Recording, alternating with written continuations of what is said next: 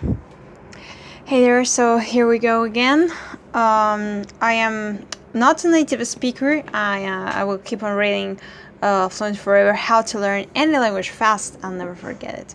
So, for intermediates, you probably know many of the words in Appendix 5. You don't need to learn them twice, although if your language has grammatical gender, you may want to relearn any words whose genders you are unsure about. Go through the 625 list and separate the words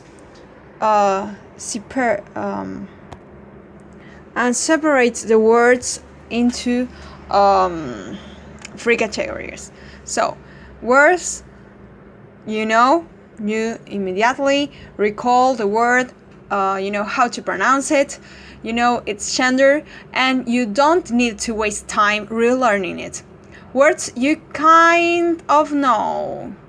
If you look them up in the dictionary, you think, oh yeah, perhaps you have forgotten precisely how to pronounce them, their gender or their spelling, but they definitely seem pretty familiar.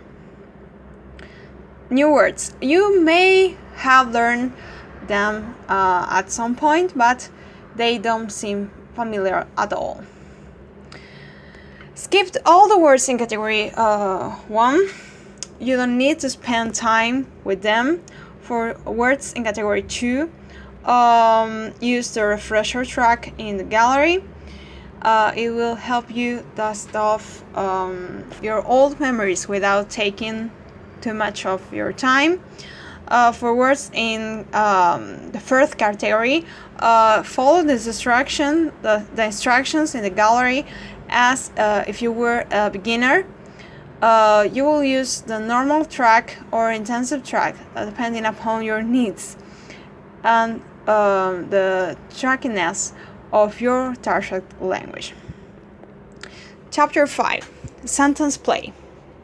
First you learn the instrument, then you learn the music, then you forget all that shit and just play. Oh, great. I love this quote. So, you have learned to play with simple words, and simple words are the makings of simple stories. Sleep, eat, work. Sleep, eat, work. Eat, work, eat, sleep. It's a common story in any language. And you don't need to an ounce of grammar to tell it. If you added some dramatic pauses, a glass of wine, and a good French accent, dormir, manger, travailler, you could probably be mistaken for a French philosopher or poet in the right setting. But there's more to language than simple stories, and few people will tolerate you hamburger give, I hamburger eat, you fast give for very long. Okay, so enter grammar. In this chapter, you'll learn how to use grammar to spin magic with your words. Whoa.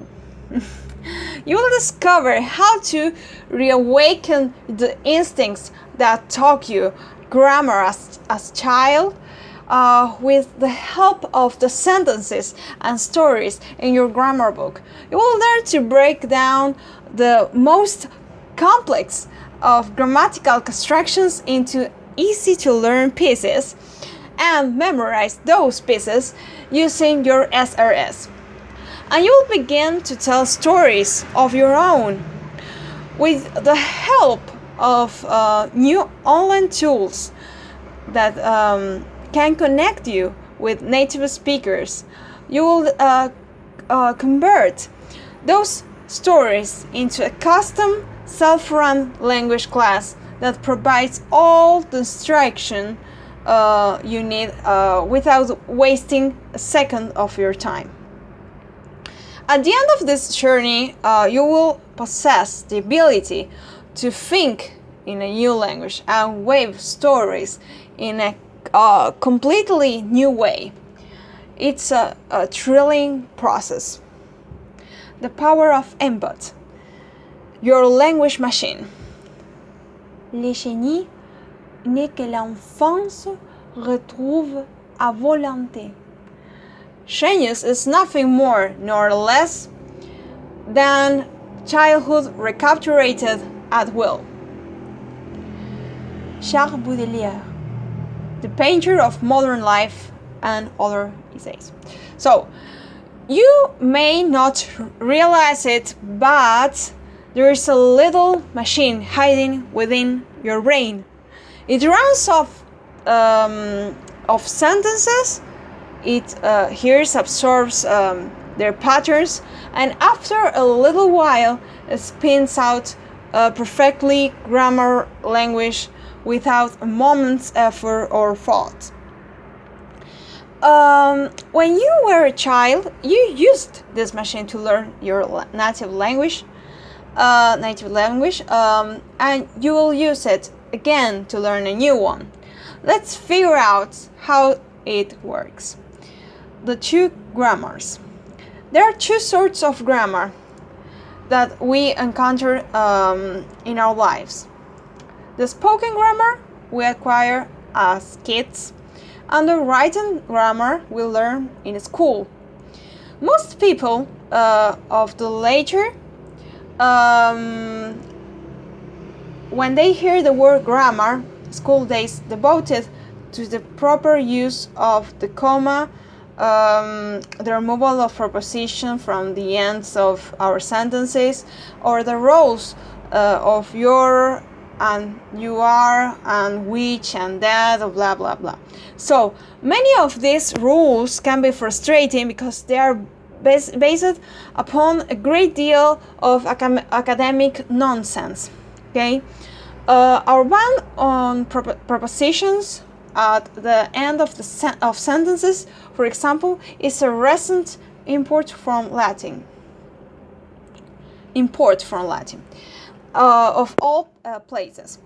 The ban snuck into our language when a group of London publishers realized a series of competing style manuals and somehow combined the populace that those rules had always been feature of proper English.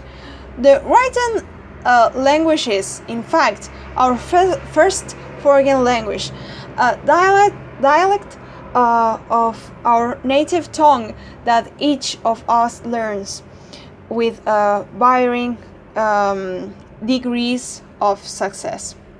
So, children are ridiculously good at learning grammar. Okay, they are so good that by age of 6 they can reliably create sentences that they have never heard before in their lives, and each of these sentences is a grammatical masterpiece. So you can test this yourself if you have access to some kits and some puppets. Show any group of 3 to 5 years old English-speaking kids a monster puppet and tell them that this monster likes to eat mud. They will tell you that your puppet is a mud eater. If you show them a different puppet that eats mice, they will call it mice eater. But if your puppet likes to eat rats, they'll never call it rat eater. They will say rat eater.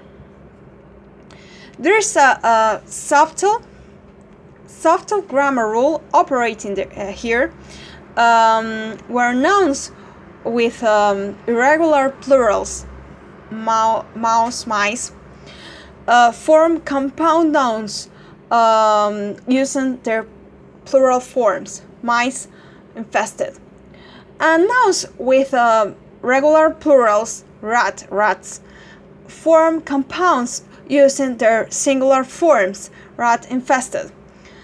This is the sort of annoying esoteric rule that gives my English students nightmares, and yet every illiterate. So how do they do this? Clearly, they are learning English from their family and friends, but they're not just copying what they hear.